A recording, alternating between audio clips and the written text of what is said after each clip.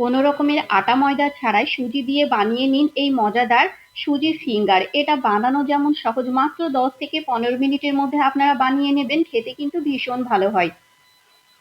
তো সুজির এই ফিঙ্গার বানানোর জন্য আমি এখানে 2 কাপ মতো পানি নিয়ে নিয়েছি। পানির মধ্যে কিছুটা পরিমাণে ধনিয়া পাতা দিয়ে দিলাম, হাফ টেবিল চামচ দিয়ে দিলাম গোটা জিরে, 1 টেবিল চামচ দিয়ে দিলাম চিলি ফ্লেক্স, আর হাফ টেবিল চামচ দিয়ে দেবো কালো জিরে, টেস্ট অনুযায়ী লবণ, মানে ওই হাফ টেবিল চামচ মতো লবণটা দিয়ে দিতে হবে। যেরকম পানি দেবেন সে বুঝে কিন্তু লবণটা দিয়ে দিতে হবে। এবার খুব ভালো মতো করে কিন্তু ফুটিয়ে নিতে হবে। আপনারা পানির কালার চেঞ্জ দেখে বুঝতে পারছেন আমি কিন্তু খুব সুন্দর মতো ফুটিয়ে নিয়েছি।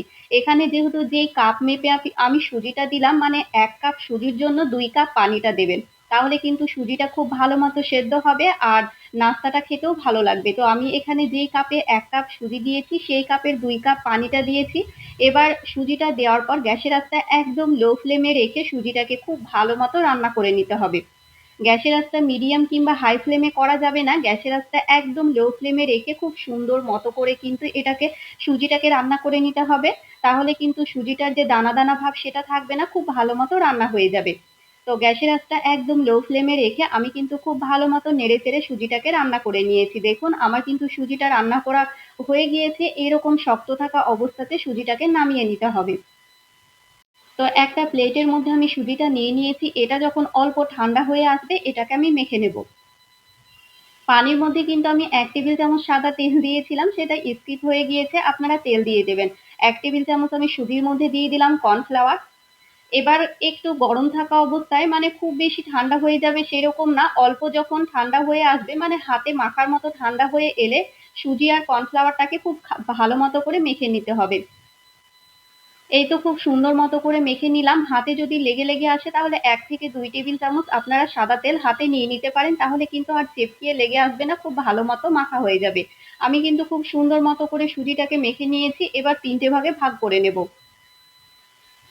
যেহেতু আজকে সুজির ফিঙ্গার বানাচ্ছি সেই কারণে এরকম ডো আকারে করে নিয়ে আমি 3টে ভাগে ভাগ করে নিয়েছি। এবার পিঠার উপর অল্প একটু তেল মাখিয়ে নিতে হবে। আমি অল্প একটু সাদা তেল মাখিয়ে নিয়েছি। আমার কাছে তো সুজির এটাই বেস্ট রেসিপি মনে হয়। বাচ্চা থেকে বড় সবাই পছন্দ করে। তো অল্প একটু তেল মাখিয়ে নেওয়ার পর তেলটাকে আমি খুব ভালো মতো বেলুন দিয়ে বেলে নেব। খুব যে বেশি পাতলা করে নিতে হবে সেটা না, অল্প একটু মোটা থাকবে এরকম করে কিন্তু বেলুন দিয়ে বেলে নিতে হবে। আপনারা ভিডিওতে দেখলে বুঝতে পারছেন, এরকম লম্বালম্বি করে, মানে গোল করে বেলে নিয়েছি। এবার লম্বালম্বি করে এটাকে কেটে নিব। যেহেতু আমি সুজির ফিঙ্গার বানাচ্ছি সেই কারণে লম্বালম্বি করে কেটে নিয়েছি, আপনারা আপনাদের পছন্দ মতো কেটে নিতে পারেন।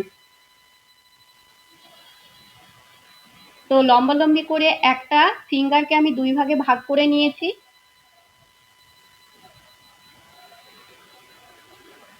দেখুন আমার কিন্তু সবগুলো ফিঙ্গার এরকম করে রেডি হয়ে গিয়েছে। এবার গরম তেলে এগুলোকে ভেজে নেওয়ার পালা।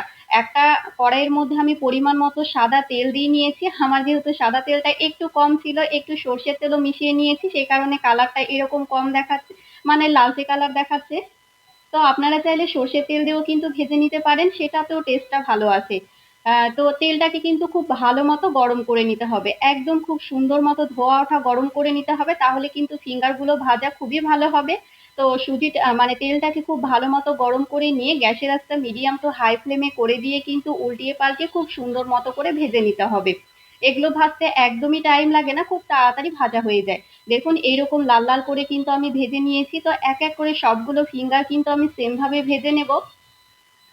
ওপরটা যেমন ক্রিস্পি হয়, ভেতরটা একদম জুসি, খেতে ভীষণ ভালো হয়। তো আপনারা কিন্তু সুজির এই মজাদার নাস্তাটি বানিয়ে নিতে পারেন। কার কার কাছে এই রেসিপিটা ভালো লাগে অবশ্যই কমেন্ট করে জানাবেন, আর সুজি দিয়ে এই রেসিপিটা কে বানিয়ে খেয়েছেন আগে সেটাও কিন্তু কমেন্ট করে জানাতে একদমই ভুলবেন না।